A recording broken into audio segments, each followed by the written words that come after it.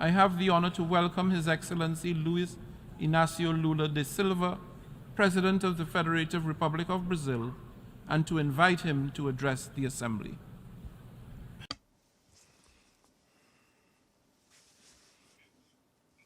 My greetings to the President of the General Assembly, Ambassador Dennis Francis from Trinidad, Tobago. It's a great pleasure to be preceded by the United Nations Secretary General Antonio Guterres. I greet each of the heads of state and government and delegates present. I pay homage to our compatriot Sergio Vieira de Mello and 21 other employees of this organization, victims of the brutal attack in Baghdad 20 years ago. I also wish to express my condolences to the victims of the earthquake in Morocco and the storms that hit Libya. Like what happened recently in the state of Rio Grande do Sul in my country, these tragedies have claimed lives and causing irreparable losses. Our thoughts and prayers are with all the victims and their families.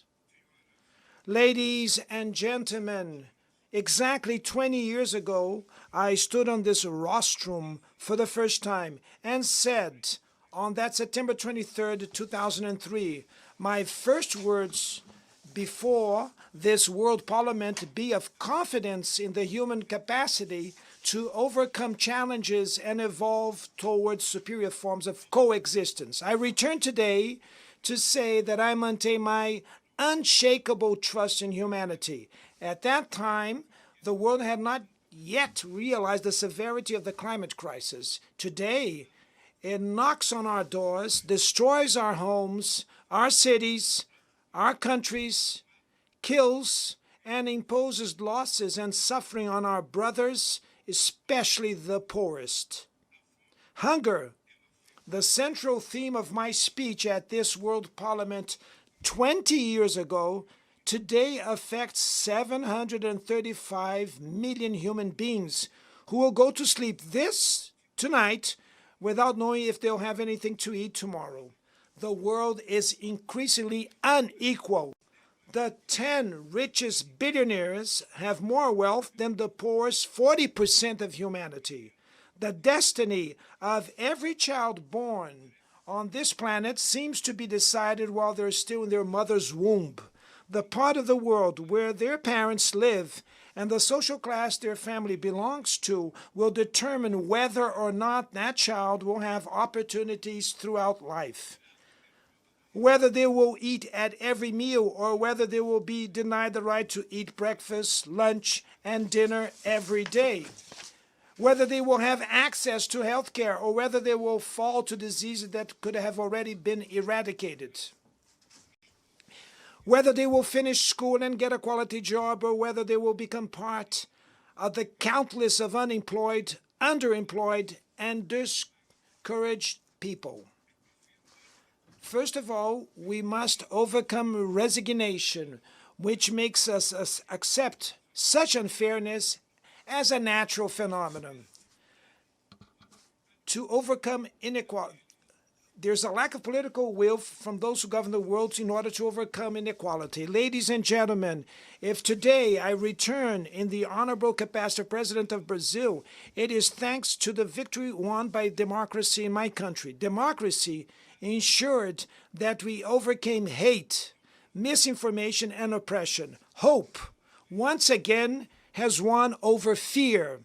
Our mission is to unite Brazil and rebuild a sovereign, fair, sustainable, supportive, with solidarity, generous, and a joyful country.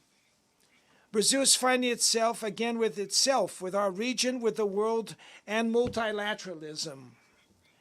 As I never tire of repeating, Brazil is back. Our country is back to make its due contributions in facing the major global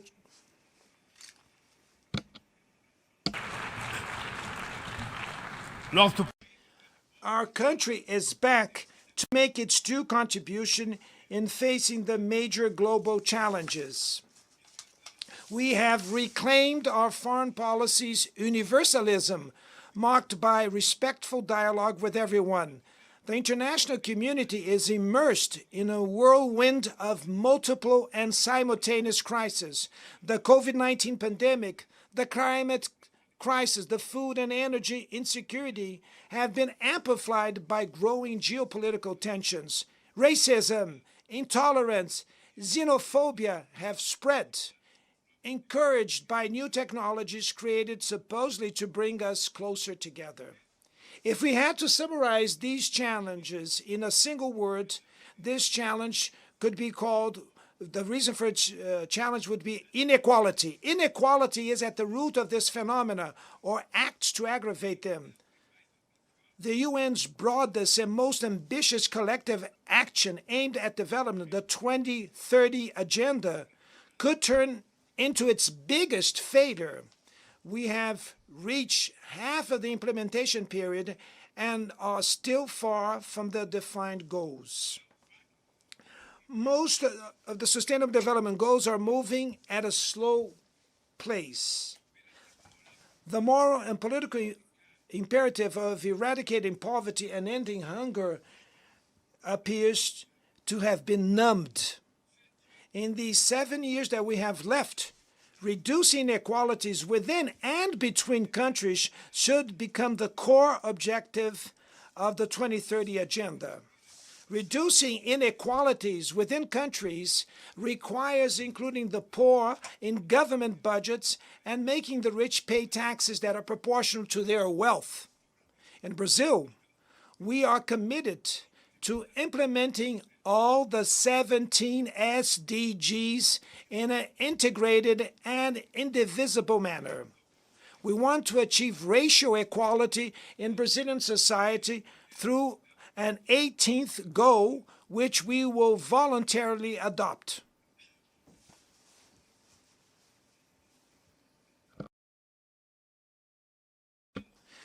We launched the Brazil Zero Hunger Plan, which will bring together a series of initiatives to reduce poverty and food insecurity. Amongst them is the Bolsa Família, the family stipend, which has become a global reference in income transfer programs for families that keep their children vaccinated and in school.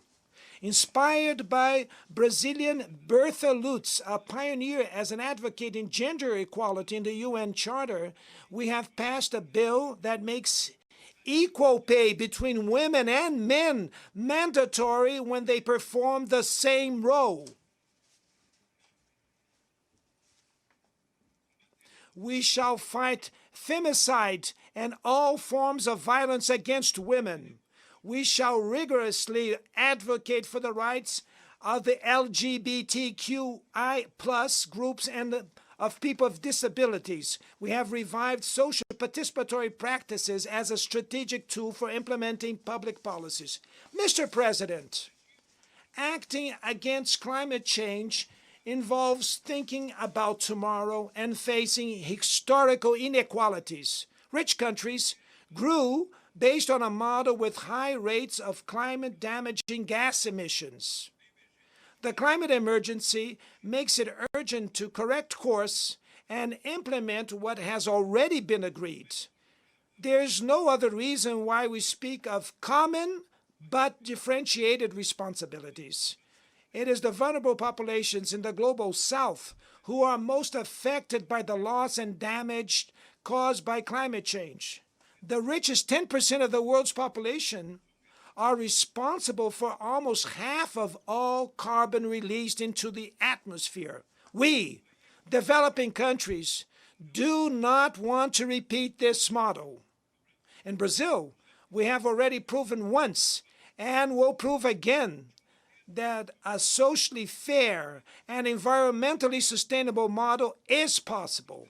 We are at the forefront of energy transition, and our matrix is already one of the cleanest in the world. 87% of our electrical power comes from clean and renewable sources. Solar, wind, biomass, ethanol, and biodiesel power generation is growing every year. The potential for generating green hydrogen is immense. With the Ecological Transformation Plan, we will invest in sustainable industrialization and sustainable infrastructure. We have resumed the sound and renewed Amazon agenda with oversight actions aimed at fighting environmental crimes. Over the last 8 months, deforestation in the Brazilian Amazon has already been reduced by 48%. The whole world has always talked about the Amazon.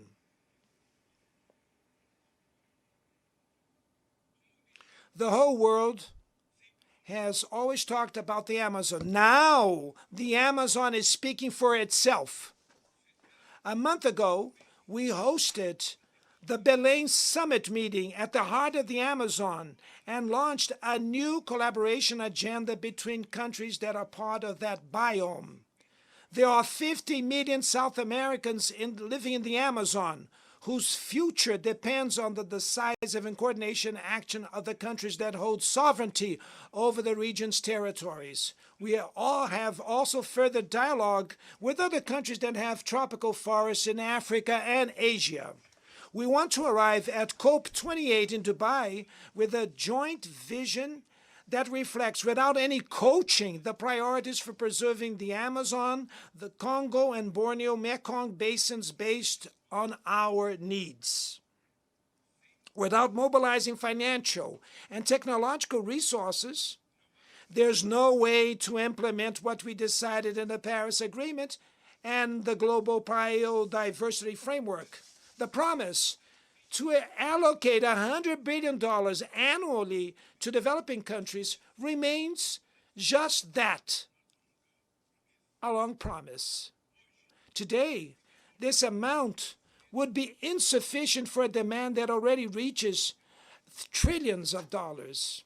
Mr. President, the principle on which multilateralism is based, that of sovereign equality between nations, has been eroding.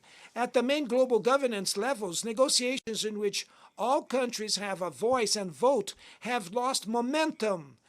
When institutions reproduce inequalities, they are part of the problem, not the solution. Last year, the IMF made available $160 billion in special drawing rights to European countries and just $34 billion to African countries. The unequal and distorted representation of the management of the IMF and the World Bank is unacceptable. We have not corrected the excesses of market deregulation and the support of the ideology of the minimum state. The foundations of a new economic governance have not been laid. The BRICS was the result of this paralysis and constitute a strategic platform to promote cooperation between emerging countries. The recent expansion of the group at the Johannesburg Summit meeting strengthens the fight for an order which accommodates the economic, geographic, and political plurality of the 21st century. We are a force that works towards fairer global trade in the context of a serious crisis in multilateralism. Rich countries' protectionism has gained strength, and the World Trade Organization remains paralyzed, especially its dispute settlement system. Nobody remembers the Doha Development Round anymore. In the meantime, unemployment and precarious work has been undermining people's confidence in better times, especially the youth. Governments need to break away from the increasing dissonance between the voice of the markets and the voice of the streets. Neoliberalism has aggravated the economic and political inequality that plagues democracies today. Its legacy is a mass of disenfranchised and excluded people.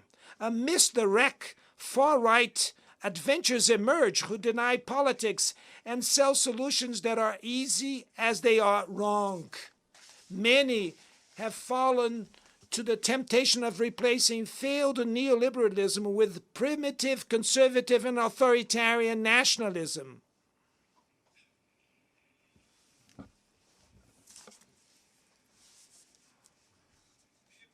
We repudiate an agenda that uses immigrants as scapegoats, undermines the welfare state, and attacks workers' rights. We need to reclaim the best humanist traditions which inspired the creation of the UN. No relevant economical, social, active inclusion policies at cultural, education, and digital levels are fundamental for promoting democratic values and defending the rule of law. Preserving press freedom is essential. A journalist like Julian Assange cannot be punished informing society in a transparent and legitimate way. Our fight is against misinformation and cybercrimes. Apps and platforms should not abolish the labor laws we fought so hard for. Upon taking over as the chair of the G20 next December, we will spare no effort to place the fight against inequality in all its dimensions at the core of the international agenda. Under the motto, Building a Just World and a Sustainable Planet, the Brazilian chair will coordinate social inclusion and fight against hunger, sustainable development, and reform of global governance institutions. Mr. President, there will be no sustainability or prosperity without peace. Armed conflicts are an offense to human rationality. We know the horrors and suffering produced by all wars. Promoting a culture of peace is a duty for all of us. Building it requires persistence and vigilance. It is disturbing to see that old unresolved disputes persist and new threats emerge or gain force. The difficulty of guaranteeing the creation of a state for the Palestinian people clearly shows this. Added to this case, the persevering humanitarian crisis in Haiti, the conflict in Yemen, threats to Libyan national unity, and institutional ruptures in Burkina Faso, Gabon, Guinea, Conakry, Mali, Niger, and Sudan. In Guatemala, there's a risk of a coup d'etat, which would prevent the winner of the democratic elections from taking office. The war in Ukraine exposes our collective inability to enforce the purposes and principles of the UN Charter. We do not underestimate the difficulties in achieving peace, but no solution will be lasting if it is not based on dialogue. I have reiterated that work needs to be done to create space for negotiations.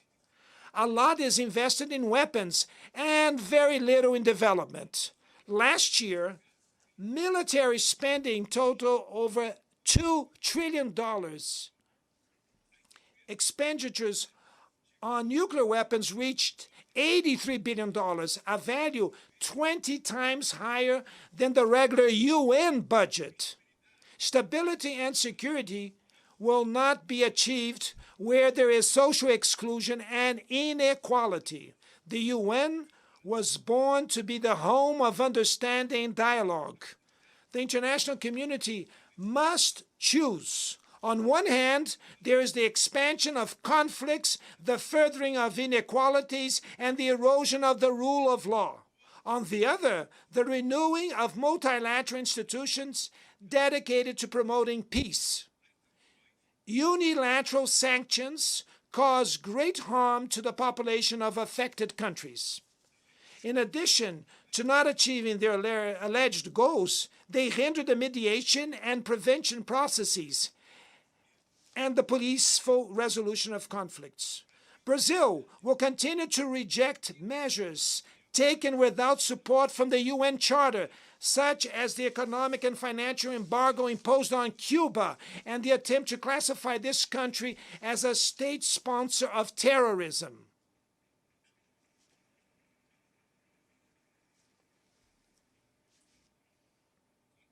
We shall continue to criticize any attempts to divide the world into zones of influence and reviving the Cold War. The UN Security Council has been progressively losing its credibility. This frailty is the specific result of actions from its permanent members who wage unauthorized wars aimed at territorial expansion or regime change. Its paralysis is the most eloquent proof of the urgent need to reform it, which will bring it greater representation and efficacy. Ladies and gentlemen, inequalities needs to inspire outrage over hunger, poverty, war, disrespect for human beings. Moved by the power of outrage, we may act willingly and unwavering in fighting inequality and effectively transforming the world around us. The UN needs to fulfill its role as a builder of a world with more solidarity, fraternity, and fairness. But it would only do so if its members have the courage to proclaim their discontent at inequality and work tirelessly to overcome it. And I will wish to say thank you very much to all of you.